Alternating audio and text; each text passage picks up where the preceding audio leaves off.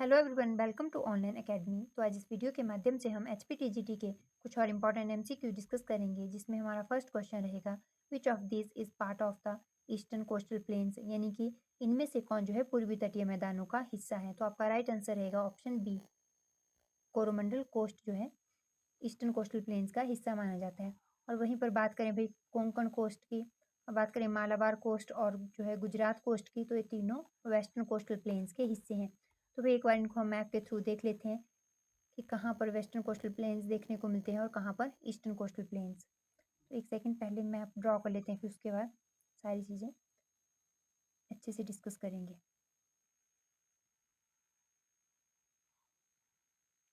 तो हमने डिस्कस करा था भाई प्रीवियस क्लासेस में कि यहाँ पर आपको वेस्टर्न घाट्स देखने को मिलते हैं, और इस साइड बात करें तो यहाँ पर आपको ईस्टर्न घाट्स देखने को मिलते हैं। जो ईस्टर्न घाट्स हैं और बात करें यहाँ पर बे ऑफ बंगाल है, इनके बीच में जो एरिया लाई करता है इन्हें क्या कहा जाता है, ईस्टर्न कोस्टल प्लेन्स कहा जाता है। और वहीं पर बात करें वेस्टर्न घाट्स और अरेबियन सी के बीच में जो एरिया लाई करता है इन्हें क्या कहा जाता है, वेस्टर्न कोस्टल प्लेन्स कहा जाता है। अब इनको जो है कुछ एक पार्ट्स में डिवाइड करा गया है। अब पहले तो ईस्टर्न कोस्टल प्लेन्स की ही बात कर लेते हैं। यहाँ पर आपको देखने को मिलता है कन्याकुमारी, हमने डिस्कस करा था। सदर्न टिप जो है, अगर बात करें मेन लैंड की, वैसे ओवरऑल तो हमने देखा था भाई इंदिरा पॉइंट देखने को मिलता है, लेकिन मेन लैंड की जो सदर्न टिप है उसे क्या कहा जाता है, कन्याकुमारी, है ना। वैसे केप कमोरिन कहा जाता है जो कन्याकुमारी तमिलनाडु में है। तो यहाँ से लेकर पूरा जो तमिलनाडु वाला कोस्ट है इसको क्या कहा जाता है, इसे कहा जाता है कोरोमंडल कोस्ट। और बात करें उसके बाद आंध्र प्रदेश देखने को मिलता है, तो आंध्र प्रदेश वाला जो कोस्ट है उसे कहा जाता है आंध्रा कोस्ट। और फिर आता है उड़ीसा, उड़ीसा वाला जो कोस्ट है उसे उत्कल कोस्ट कहा जाता है। तो कुल मिलाकर भाई उत्कल कोस्ट, आंध्रा कोस्ट और बात करें कोरोमंडल कोस्ट को मिलाकर जो प्लेन्स बनते हैं उन्हें ईस्टर्न कोस्टल प्लेन्स कहा जाता है। और जो वेस्टर्न कोस्टल प्लेन्स है तो इनको भी डिवाइड करा हुआ है, यहाँ से कन्याकुमारी से लेकर आपको देखने को मिलेंगे भाई न्यू मैंगलोर कर्नाटक तक, जिसे कहा जाता है मालाबार कोस्ट, और उसको कन्याकुमारी कोस्ट भी कहा जाता है। वैसे जो यहाँ पर ज़्यादातर केरला वाला हिस्सा कवर करा जाता है इसके द्वारा, कुछ एक जो है थोड़ा बहुत हिस्सा आपको देखने को मिलेगा कर्नाटक का भी आता है। तो न्यू मैंगलोर कर्नाटक से लेके आपको गोवा तक देखने को मिलता है भाई कन्नड़ कोस्ट, जिसे कहा जाता है, या कर्नाटक कोस्ट भी कहते हैं। उसके बाद आता है कोंकण कोस्ट, जो देखने को मिलता है गोवा से लेकर दीव एंड दमन तक, तो इसे कोंकण कोस्ट कहा जाता है। और जो यहाँ पर आपको देखने को मिलता है गल्फ ऑफ खंबात, यहाँ पर गल्फ ऑफ खंबात है, तो यहाँ से लेकर आपको देखने को मिलेगा दीव एंड दमन महाराष्ट्र तक, इसे कहा जाता है काठियावाड़ कोस्ट। तो हमने देखा काठियावाड़ कोस्ट जो है गल्फ ऑफ खंबात से लेके Diu and Daman, Diu and दमन से लेके गोवा तक कोंकण कोस्ट। उसके बाद आता है कर्नाटक कोस्ट, जिसे कन्नड़ कोस्ट कहते हैं, कहाँ से लेकर कहाँ तक, तो गोवा से लेके न्यू मैंगलोर, एंड न्यू मैंगलोर टू जो है अगर बात करें फिर जिसे सदर्न टिप कहते हैं हम मेन लैंड की, कन्याकुमारी, है ना, तो वहाँ तक देखने को मिलता है आपको मालाबार कोस्ट। और क्वेश्चन ऐसे भी बनता है कि मालाबार कोस्ट आपको कहाँ देखने को मिलता है, तो जो केरला वाला कोस्ट है मेनली वो मालाबार कोस्ट कहा जाता है। तो ये आपको ध्यान रख लेने। अब जो आपको कोस्टल प्लेन से कहीं से भी क्वेश्चन बने ध्यान रख लेने हैं। और क्वेश्चन ऐसे भी बनता है कि भाई जो वेस्टर्न कोस्टल प्लेन्स है वो कौन से दो फिजिकल फीचर्स के बीच में लाई करते हैं, तो आपको पता होना चाहिए वेस्टर्न घाट्स और अरेबियन सी। वैसे ही ईस्टर्न कोस्टल प्लेन्स को लेके भी क्वेश्चन बनता है, तो पता होना चाहिए ईस्टर्न घाट और बे ऑफ बंगाल के बीच में लाई करते हैं। और बाकी तो आपको पता है बे ऑफ बंगाल में आपको देखने को मिलते हैं भाई अंडमान निकोबार आइलैंड्स, और वहीं बात करें लक्षद्वीप कहाँ देखने को मिलते हैं, तो अरेबियन सी में, जो कि कोरल रीफ से बने हुए हैं। और हमने डिटेल में डिस्कस करा था कि कोरल रीफ है क्या। नेक्स्ट क्वेश्चन की बात करते हैं। तो नेक्स्ट क्वेश्चन रहेगा the Gulf of Mannar lies between, तो कहाँ पर देखने को मिलती है गल्फ ऑफ मन्नार। इसमें आपका राइट आंसर रहेगा ऑप्शन ए जो है इंडिया एंड श्रीलंका के बीच में। तो अगर आपको ध्यान हो, हमने जो है एक चीज़ डिस्कस करी थी पार्क स्ट्रेट। तो एक सेकंड पहले मैप ड्रॉ कर लेते हैं, फिर उसके बाद जो है डिस्कस करते हैं। तो हमने जो है पार्क स्ट्रेट डिस्कस करी थी कि भाई क्या होता है स्ट्रेट, वैसे होता क्या है। तो हमने देखा था कि स्ट्रेट कुछ और नहीं, एक नैरो वाटर बॉडी होती है जो दो लैंड मासेस को सेपरेट करती है, और जो मेजर वाटर बॉडीज होती है उनको कनेक्ट करती है ना। और देखने को कहाँ मिलती है, तो स्ट्रेट की बात हो रही है, जो नैरो वाटर बॉडी होती है, दो वाटर बॉडीज को जो बड़ी है उनको कनेक्ट करती है, लैंड मासेस को सेपरेट करती है। तो हम मल्टीपल टाइम डिस्कस कर चुके हैं, पर यहाँ पर क्यों बात कर रहे हैं, तो मैंने बताया था लैंड मासेस, तो वहाँ पर हमने देखा था यहाँ पार्क स्ट्रेट है, तो लैंड मासेस कौन से देखने को मिलते हैं, इंडिया एंड श्रीलंका, इनको तो सेपरेट करिए। तो कनेक्ट किसे कर रही थी भाई, बे ऑफ बंगाल और किसे कनेक्ट कर रही थी, गल्फ ऑफ मन्नार, अगर आपको ध्यान हो। तो ये वही गल्फ ऑफ मन्नार है जिससे मैंने आपको से रिलेटेड यहाँ पर क्वेश्चन रखा हुआ है। और ये क्यों इंपॉर्टेंट है, तो अभी अगर आपने करंट अफेयर आप अगर अच्छे से कवर कर रहे हो तो आपको पता होगा भाई कि लास्ट मंथ जो है न्यूज़ में था, है ना। तो गल्फ ऑफ मन्नार न्यूज़ में था, इसीलिए मैंने इससे रिलेटेड क्वेश्चन रखा है। और जो है ऐसे भी क्वेश्चन बनता है कि कौन से सी या ओशियन का हिस्सा है, तो ऑप्शन में आपको बे ऑफ बंगाल भी देखने को मिलेगा, अरेबियन सी भी देखने को मिलेगा और इंडियन ओशियन भी। अब भाई आपको नहीं आइडिया क्योंकि उसने तो स्पेसिफिक पूछ लिया एग्जामिनर ने कि सी का हिस्सा है या फिर ओशियन का और कौन से का, तीनों के नाम दे दिए, तो आपको पता होना चाहिए इंडियन ओशियन का हिस्सा है गल्फ ऑफ मन्नार। और अगर पूछा है अभी कौन सी स्टेट के साथ सटा हुआ दिखता है आपको गल्फ ऑफ मन्नार, तो यहाँ पे कौन सी स्टेट है, तमिलनाडु। हमने देखा था 9 जो है कोस्टल स्टेट्स देखने को मिलती है, जो बहुत वो भी डिटेल में डिस्कस करी है कौन कौन सी है। यहाँ पर आपको गुजरात देखने को मिलता है ना, गुजरात के बाद हमने देखा था महाराष्ट्र, फिर गोवा, फिर कर्नाटक, यहाँ पर केरल। तो 5 इस साइड और 4 इस साइड, जहाँ पे तमिलनाडु आता है, फिर आंध्र प्रदेश देखने को मिलता है, उड़ीसा और फिर वेस्ट बंगाल। तो इसमें से सबसे बड़ी कोस्टल स्टेट हमने देखा था गुजरात है, और सबसे छोटी की बात करें तो कौन सी है, तो है गोवा भी, है ना। ये सारी चीज़ें तो हमने डिस्कस करके रखी है। तो वहीं पर अब तो आपको पता चल गया होगा कि भाई कौन से जो स्टेट के साथ देखने को मिलती है गल्फ ऑफ मन्नार, तो तमिलनाडु के साथ। इसीलिए आपको ये ध्यान रख लेना है। नेक्स्ट क्वेश्चन की बात करें तो नेक्स्ट क्वेश्चन रहने वाला है the Indian standard time sorry the Indian standard time line passes through how many states of India. तो भाई कितनी स्टेट से पास करती है ये, तो ये 5 स्टेट से। और आपको सबको आइडिया होगा कि है क्या है, क्यों, क्योंकि भाई हमने प्रीवियस क्लासेस में बिल्कुल डिटेल में डिस्कस करी है। और जो है मैंने जो बात करें पॉलिटिकल जियोग्राफी की 2 क्लासेस भी रिकॉर्ड करके आप लोगों के लिए अपलोड करी हुई है। उसमें हमने जो भी इंडिया की पॉलिटिकल जियोग्राफी है वो पूरी डिटेल में डिस्कस करी है कि कौन सी स्टेट किसके साथ बाउंड्री शेयर करती है, कहाँ से ट्रॉपिक ऑफ कैंसर गुजरती है और कितनी स्टेट से गुजरती है। और जो है बात करें भी उसमें ही हमने इंडियन स्टैंडर्ड टाइमलाइन के बारे में भी डिस्कस करा था। तो भी बार बार इनको वैसे डिस्कस करके फ़ायदा नहीं है, क्यों, क्योंकि आपका टाइम वेस्ट होगा। फिर हमें जब एक चीज़ आती है तो फिर वो पूरा समझना पड़ता है कॉन्सेप्ट, और आपको पता है सबको कि भाई वो पूरा टॉपिक है खुद में ही। तो इसीलिए आपका टाइम मैं वेस्ट नहीं करूँगी। 5 स्टेट्स जो है देखने को मिलती है, और आपको तो नाम भी इनका ध्यान में होगा, यूपी, और मैंने बताया था यूपी के इलाहाबाद के मिर्ज़ापुर, और मिर्ज़ापुर का भी स्पेसिफिक पूछ लिया जाए तो यहाँ पे नैनी नामक जगह है। और नैनीताल से कंफ्यूज मत करना जो कि उत्तराखंड में है ना। तो नैनी नामक जगह से पास करते हैं। अगर स्पेसिफिक पूछे तो नैनी दिया जाएगा, थोड़ा ऊपर ऊपर से पूछे तो मिर्ज़ापुर, थोड़ा और ऊपर से पूछा तो भाई फिर आपको इलाहाबाद दे दिया जाएगा। और बाकी तो पता ही है भी सारे यूपी में ही पड़ते हैं। तो यूपी आ गया, है ना, एमपी आ गया, छत्तीसगढ़ आ गया, उसके बाद उड़ीसा आता है और फिर आंध्र प्रदेश आता है। और मैप के थ्रू डिस्कस करी हुई है हर एक चीज़ आपके साथ। तो इसीलिए आपका टाइम वेस्ट नहीं करूँगी मैं बार बार वही चीज़ें आपके साथ डिस्कस करके। नेक्स्ट क्वेश्चन की बात करें, Indian standard time is calculated from the longitude of, तो कौन सा लॉन्गिट्यूड देखने को मिलता है भाई। आई होप आप जो है इजीली आंसर अटैम्प्ट कर पा रहे होंगे अभी। 82 डिग्री 30 मिनट्स। और एक और चीज़ बताई थी कि स्कोर कैसे लिखते हैं, तो 82 डिग्री हाफ मिनट। और हाँ, अगर कोई नया है, sorry 82 degree and half, sorry 82 and half degree, ये तो यहाँ पे 82 डिग्री 30 मिनट्स पे भी लिखा जाता है, और ऐसे भी लिखा जाता है कि भाई 82 एंड हाफ डिग्री। क्यों लिखा जाता है ऐसे, तो मैंने आपको बताया था कि जो है हर एक डिग्री में आपको 60 मिनट्स देखने को मिलते हैं, है ना।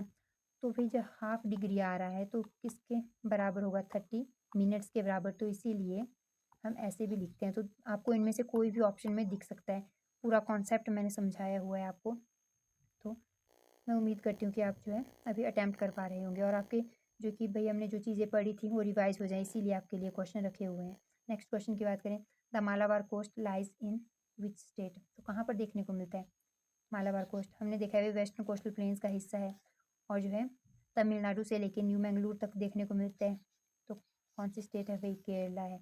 और अभी मैं आपके थ्रू ही डिस्कस करा है जस्ट थोड़ी देर पहले।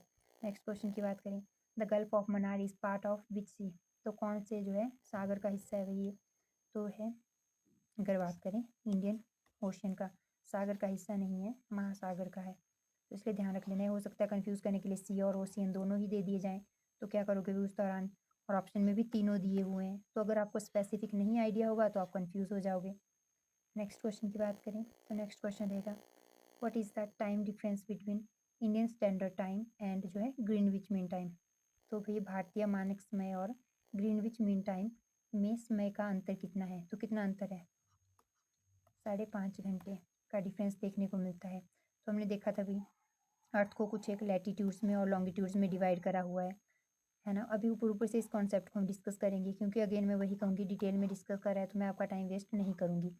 तो आपको पता है भी, जो मैं पहले भी बता चुकी हूँ, कुछ एक लैटिट्यूड जिनको हम अक्षांश कहते हैं और लॉन्गिट्यूड को देशांतर कहते हैं, उनमें डिवाइड करा हुआ है, जिसमें आपको क्या देखने को मिलता है कि भाई 181 क्या है, अक्षांश है, क्यों है ये भी आपको पता है ना। और देशांतर की बात करें तो 360 देखने को मिलते हैं, जिनमें से जो 0 डिग्री जो है देशांतर है, इसी को क्या कहा जाता है, ग्रीनविच मीन टाइम कहा जाता है। और यहाँ से क्वेश्चन बना था कि जो ग्रीनविच है वो कहाँ से पास करता है, तो पता होना चाहिए लंदन से, है ना, पास करता है। और ये रेखा जो है बेसिकली देशांतर है 0 डिग्री, हमने देखा था 8 जो है कंट्री से पास करता है, 3 जो है देखने को मिलती है यूरोप की, और 5 देखने को मिलती है जो है अफ्रीका की, है ना, जो आपको पता होगा। और उसके बाद बात करें, क्योंकि मैं आपको क्यों बार बार ये चीज़ रिपीट कर रही हूँ, इसीलिए कि अगर आप अभी भी इनमें कन्फ्यूज़ हो तो आप एक बार उनको रिवाइज कर लो, अदरवाइज जो है, अगर आपको ध्यान में है तो अच्छी बात है ना, तो आपका टाइम भी वेस्ट नहीं होगा और कुछ आप नया पढ़ लोगे। तो यहाँ पर ग्रीनविच मीन टाइम हो गया। उसके बाद हमने देखा ये वर्ल्ड लेवल पर जो है टाइमलाइन मानी जाती है, और यहाँ पर जो इंडिया की टाइमलाइन हम कंसीडर करते हैं, हर एक कंट्री की जो है अलग अलग टाइम जोन है, जिसमें हमने देखा था जो है कुछ एक के जो है टाइम जोन कंट्रीज़ के एक से ज़्यादा देखने को मिलते हैं, क्योंकि भाई वो काफ़ी एरिया तक फैली हुई है, काफ़ी जो है बात करें देशांतरों में फैली हुई है, तो इसलिए उनमें ज़्यादा जो टाइम जोन देखने को मिलते हैं। तो जो 82 डिग्री हाफ मिनट है, सॉरी 30 मिनट है, या बात करें 82.5 डिग्री है ना, ये इंडिया के बीचों बीच से पास करता है, उसको हमने क्या करा हुआ है, इंडिया का टाइमलाइन के तौर पर कंसीडर करा हुआ है। तो इसी के अकॉर्डिंग हम इंडिया का जो टाइम है उसको मानते हैं। तो इन दोनों के बीच में जो टाइम डिफरेंस देखने को मिलता है वही पूछा है, तो 5.5 घंटे का डिफरेंस देखने को मिलता है। और अगर इससे पीछे का किसी कंट्री से रिलेटेड पूछा जाए तो वो माइनस में चलेगा, 0 डिग्री से पीछे माइनस और 0 डिग्री से आगे क्या आता है, प्लस में देखने को मिलता है। तो इसीलिए हो सकता है कन्फ्यूज़ करने के लिए आपको ऑप्शन में जो है माइनस जो है 5.5 घंटे भी दे दिया हो, तो आपको पता होना चाहिए कि प्लस में है। दोनों ऑप्शन में रखे जा सकते हैं कन्फ्यूज़ करने के लिए। नेक्स्ट क्वेश्चन की बात करें, Chilka lake is located on which coast, तो कहाँ देखने को मिलती है। तो भाई इसमें हमने देखा था कि ये भारत की सबसे बड़ी खारे पानी की झील है ना, ये तो सबको आइडिया कहाँ पे है, उड़ीसा में है। और अभी तो हमने देखा कि उड़ीसा जो है कहाँ पे देखने को मिलता है, ईस्टर्न साइड को। और बात करें, उत्कल कोस्ट कहा जाता है उड़ीसा के कोस्ट को, तो इसीलिए किसका हिस्सा है, ईस्टर्न कोस्टल प्लेन्स का हिस्सा है। जरूरी नहीं है आपको जो है आंसर पता हो, कभी कभार जो बेसिक अंडरस्टैंडिंग है उसके अकॉर्डिंग ही आपको क्या करना पड़ता है, आंसर जो है आपका टिक करना पड़ता है। तो नेक्स्ट क्वेश्चन की बात करें, which port was renamed as Deendayal port in 2017, तो कौन सा पोर्ट है भाई, कांडला, है ना। कांडला पोर्ट जो है कहाँ पर देखने को मिलता है, गुजरात। और आपको पता है पोर्ट का कॉन्सेप्ट, हम जो जितने भी पोर्ट्स हैं कहाँ वहाँ देखने को मिलता है, वेस्टर्न जो कोस्ट पे कौन कौन से, ईस्टर्न कोस्ट पे कौन कौन से, तो पूरा टॉपिक हम जो है एक ही जगह पे ख़त्म कर चुके हैं, है ना। तो इसीलिए आप जो है इसको भी इजीली अटैम्प्ट कर पाए होंगे। नेक्स्ट क्वेश्चन की बात करें तो नेक्स्ट क्वेश्चन रहेगा, the Indian standard time reference longitude passes through which of this states, तो भाई कहाँ से पास करता है, ऐसे भी क्वेश्चन बनता है। इसलिए मैंने आपको जो है, आपको पता है 5 स्टेट्स हैं, उनके नाम पता होगे तो आप इजीली इसको कर लोगे टिक आंसर को, है ना। तो कौन सा है, यूपी एंड एमपी देखा हमने, उसके बाद देखने को मिलता है छत्तीसगढ़, फिर देखने को मिलता है उड़ीसा और आंध्र प्रदेश। तो इसीलिए आपका राइट आंसर ऑप्शन ए रहने वाला है, क्योंकि काफ़ी टाइम बाद हम जो है जियोग्राफी डिस्कस कर रहे हैं, है ना, काफ़ी गैप आ गया था बीच में, तो इसीलिए जो भी हमने पीछे जितने भी टॉपिक्स डिस्कस करे हैं उनके इर्द गिर्द ही आपके लिए ज़्यादातर मैंने क्वेश्चंस रखे हैं, ताकि जो है आपका रिवीजन हो जाए भी, हमने जो टॉपिक डिस्कस करा है उससे रिलेटेड अगर क्वेश्चन बने तो हम अटैम्प्ट कर पा रहे हैं या नहीं। तो नेक्स्ट क्वेश्चन की बात करें, the highest peak of the Satpura range in MP is, तो कौन सी अभी, ठीक है, धूपगढ़ी, इसको धूपगढ़ भी कहा जाता है, दोनों ही नाम देखने को मिलते हैं, तो इसे ध्यान रख लेना। और कहाँ पे है सतपुरा माउंटेन रेंज, तो इसकी लोकेशन भी मैप के थ्रू अगेन मैं कहूँगी, सारी माउंटेन रेंजेस की जो लोकेशन हमने देखी है, हिमालय से लेके जो है, चाहे बात करें हिमालय हो, सतपुरा हो, अरावली हो। नेक्स्ट क्वेश्चन की बात करें, नेक्स्ट क्वेश्चन रहेगा, the western coastal plain lies between, तो कहाँ देखने को मिलते हैं, कौन से दो ऐसे फिजिकल फीचर है जिनके बीच में लाई करते हैं। तो स्टार्टिंग में ही हमने चीज़ देख ली थी भाई, ये देखने को मिलते हैं हमारे पास वेस्टर्न घाट्स एंड बात करें अरेबियन सी के बीच में। Next question, which island group lies in the Gulf of Mannar, तो गल्फ ऑफ मन्नार में भी कौन सा आइलैंड स्मूथ देखने को मिलता है। तो अंडमान निकोबार तो पता है भाई, बे ऑफ बंगाल में देखने को मिलता है ना। और जो है निकोबार भी, अंडमान और निकोबार दोनों ही बे ऑफ बंगाल में है। उसके बाद बात करें रामेश्वर आइलैंड जो है वो इसका राइट आंसर रहेगा, गल्फ ऑफ मन्नार में देखने को मिलते हैं। और मैंने बताया था क्योंकि ये करंट में है तो इसलिए आपको ध्यान में रख लेना है ना। और ज़्यादा पीछे का भी नहीं है, अभी लास्ट मंथ का है। और यहाँ से आपको एक और चीज़ रखनी है ध्यान में, गल्फ ऑफ मन्नार से यहाँ पर एक ना जो है एनिमल पाया जाता है जिसको कहा जाता है डुगोंग, है ना। और ये जो डुगोंग है इसको और क्या कहा जाता है, सी काऊ भी कहा जाता है। ये आपको ध्यान रख लेना है। और ऐसा नहीं कि सिर्फ गल्फ ऑफ मन्नार में ही पाया जाता है, अंडमान निकोबार वाले एरिया में भी पाया जाता है, गुजरात कोस्ट में भी आपको देखने को मिलता है, और कुछ एक एरिया और हैं जहाँ पर देखने को मिलता है, लेकिन यहाँ पर इसकी पॉपुलेशन ज़्यादा पाई जाती है। तो इनको जो है बेसिकली बचाने के लिए कह सकते हैं आप, क्या करा गया है, एक जो है रिजर्व बनाया गया है जिसको क्या कहा जाता है, इंडिया का फर्स्ट डुगोंग कंजर्वेशन रिजर्व कहा जाता है। तो क्वेश्चन बने, ये भी जो है last to last year current में था बहुत ज़्यादा, क्योंकि अभी 1-2 साल पहले ही इसको इस्टेब्लिश करा गया है, इंडिया का फर्स्ट जो है डुगोंग कंजर्वेशन रिजर्व। तो पूछा जाए कहाँ पे इसको जो है इस्टेब्लिश करा गया है, तो आपको बताना चाहिए कि भाई तमिलनाडु। मैंने बताया जो गल्फ ऑफ मन्नार कौन से स्टेट के साथ सटी हुई है, तो आपको पता है कि भाई ये जो है तमिलनाडु में देखने को मिलता है ना, तमिलनाडु कोस्ट के साथ साथ सटा हुआ है। तो इसीलिए आपको आइडिया होगा कि भाई तमिलनाडु ही टिक करना है, क्योंकि हम इतने डिटेल में इसको डिस्कस कर चुके हैं अभी थोड़ी देर पहले। तो ध्यान रख लेना है, क्वेश्चन कैसे भी घुमा फिरा के बन सकता है। नेक्स्ट क्वेश्चन की बात करें, the Gulf of Mannar is famous for, तो किस चीज़ के लिए फेमस है। एक तो हमने देख लिया भाई डुगोंग नामक जो एक एनिमल है उसके लिए फेमस है, लेकिन एक और चीज़ के लिए फेमस है, वो क्या है, कोरल रीफ। और कोरल रीफ क्या है, अच्छा चलो कोरल रीफ से आपको एक और चीज़ अभी ध्यान में आ रही होगी या नहीं आ रही है तो उसको डिस्कस कर लेते हैं कि भाई लक्षद्वीप जो आइलैंड है हमने देखा था किससे बने हुए हैं, तो ये कोरल रीफ से बने हुए हैं। और कोरल रीफ है क्या, तो देखा था भाई जूजनथेला। एंड बात करें कोरल पॉलिप्स जो होते हैं, है ना, एक जो है माइक्रो ऑर्गेनिज्म है और एक माइक्रो प्लांट है। तो इनको जो है क्या देखने को मिलता है, जो ऑर्गेनिज्म है उसको ऑक्सीजन चाहिए, है ना, और फूड चाहिए। ऑन द अदर हैंड जो बात करें माइक्रो प्लांट है उसको क्या चाहिए, उसको कार्बन डाइऑक्साइड चाहिए, और साथ में उसको चाहिए होता है शेल्टर। तो प्रोवाइड कौन करवाता है, जो माइक्रो ऑर्गेनिज्म उसको दोनों चीज़ें प्रोवाइड करवा रहा है। ऑन द अदर हैंड अगर बात करें तो वैसा ही जो माइक्रो प्लांट है उसको भी दोनों चीज़ें मिल रही है, मतलब एक दूसरे की नीड फुलफिल कर पा रहे हैं। तो इस रिलेशन को सिम्बायोटिक रिलेशन कहते हैं। तो सिम्बायोटिक रिलेशन से ही आपको देखने को मिलता है कि जो सब कुछ सही चल रहा है, लेकिन आगे चलकर क्या देखने को मिलता है, जो प्लांट है उसकी डेथ देखने को मिलती है, उसी वजह से जो है एनिमल की डेथ भी हो जाएगी, और फिर जो उनका स्केलेटन रह जाता है उसी को कोरल रीफ कहा जाता है ना। तो ये कोरल रीफ वही है कि बेसिकली स्केलेटन है जो जूजनथेला और कोरल पॉलिप्स है उसका। तो इसीलिए आपको ध्यान रखना है गल्फ ऑफ मन्नार इस चीज़ के लिए फेमस है, कोरल रीफ के लिए, और जो है डुगोंग नाम के एक एनिमल है इसको सी काऊ कहा जाता है उसके लिए भी फेमस है। दोनों चीज़ों के लिए फेमस है। और अगर पूछा जाए कि फिर कौन सा जो आइलैंड है वो देखने को मिलते हैं कोरल रीफ से बने हुए, तो लक्षद्वीप आइलैंड जो है आपको देखने को मिलते हैं कोरल रीफ से बने हुए। नेक्स्ट क्वेश्चन की बात करें तो नेक्स्ट क्वेश्चन रहेगा which of the following is not part of the western coastal planes, तो कौन सा जो है वेस्टर्न कोस्टल प्लेन्स का हिस्सा नहीं है।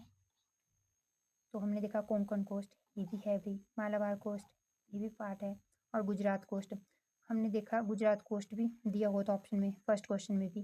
तो ये जो गुजरात कोस्ट है बेसिकली जो काठियावाड़ कोस्ट है ना, उसको रीजनल लेवल पर अलग अलग नाम से जाना जाता है। तो इसलिए गुजरात वाले एरिया में जो आपको देखने को मिलता है उसको गुजरात कोस्ट के नाम से जाना जाता है। तो इसीलिए आपको अगर लोकेशन पता है ना गुजरात की कहाँ पर है, तो आपको पता है कि भी वेस्ट में लाई करता है, मालाबार भी वेस्ट में है, और बात करें कोंकण भी, तो कोरोमंडल कोस्ट जो है ये ईस्टर्न कोस्टल प्लेन्स का हिस्सा है।